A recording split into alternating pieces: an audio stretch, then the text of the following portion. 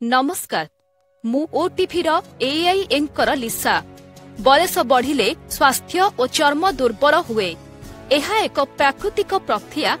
चर्म रे कुंच देखा जाए, गाल झुली पड़े, किंतु आमे चेष्टा कले योगाभ्यास द्वारा वार्धक्यर एही प्रभावरु चर्म को रक्षा करि परिबा।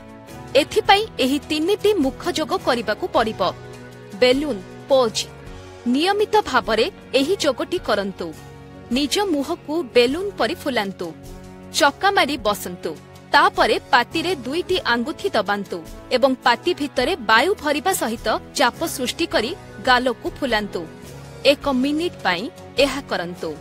एहा करिबा द्वारा चर्म टाइट होई रहिबो। भी पोज दुई हातर बिसी आंगुठी और मझी आंगुठी को भी चिन्ह परि करंतु। वर्तमान एही आंगुठी गुड़िकु आखि तले रखंतु एवं आखिर उभय पार्श्वरे चाप प्रयोग करंतु। तापरे तळकु टाणंतु एवं आखि को उपरकु रखंतु। एही परी 1 मिनिट पई रखंतु। माइंडफुलनेस पोज दुई हातर 4 आंगुठी सहित कपाळर मध्य भागकु दबांतु। वर्तमान धीरे धीरे दबांतु एवं आंगुठी को तळकु स्लाइड करंतु।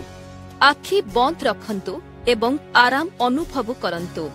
एहाकु 3 रु 4 थर करंतु। एहा द्वारा चर्म भितरे भल रक्त संचालन हेबो एवं चर्म दीर्घ दिन पई सुस्थ और नमनीय रहिबो।